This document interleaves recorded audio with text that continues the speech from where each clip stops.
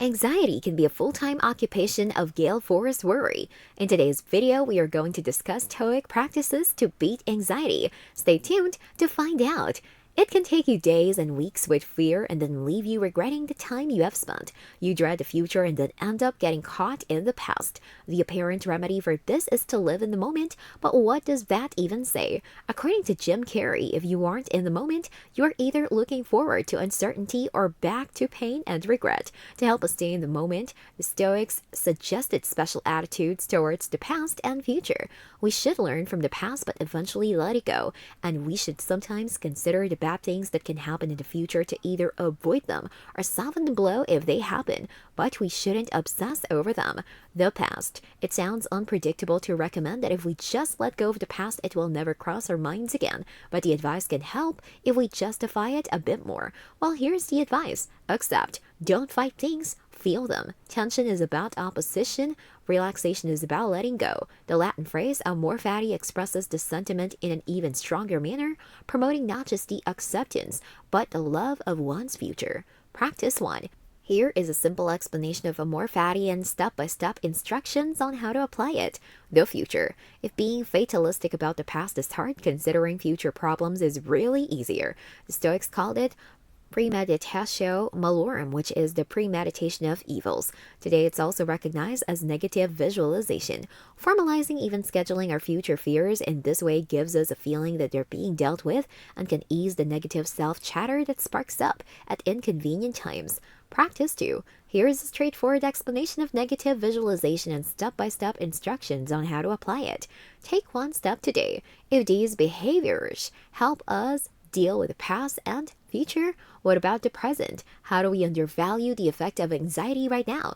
To put it fairly, we think it's by taking a step. One step today, another one tomorrow, and so on. The steps lead towards something you're worried about doing or away from what you need to let go of.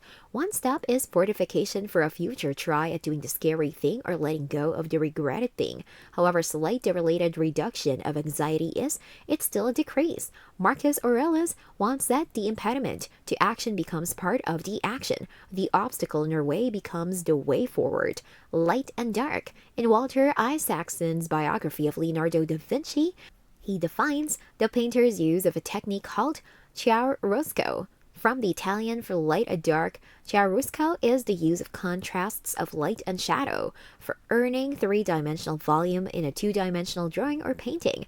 To us, this feels like a helpful metaphor for life, an encouragement for taking those first steps to completely appreciate the good times we often need to endure the bad times. If you're liking this content so far, please consider subscribing and liking this video. Now let's continue. Slowing down. Apart from building up resilience, what else can we do to quieten the beating drum of anxiety?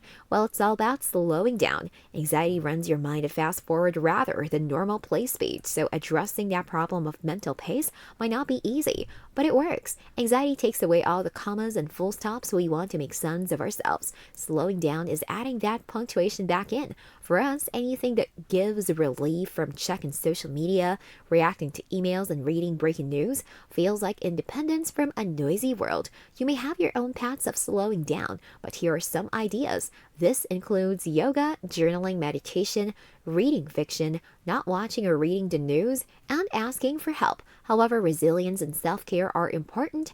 That isn't to say we shouldn't want help from others when needed. Interestingly, cognitive behavioral therapy is similar to Stoicism in its approach. CBT is a talking therapy that looks at things like logic, acceptance, and control to manage anxieties by changing the way a person thinks.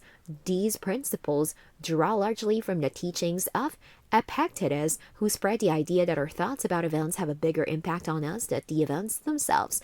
Couple that with his statement that we should only concern ourselves with things that are within our control, and we have two very strong attitudes to help us cope with anxiety.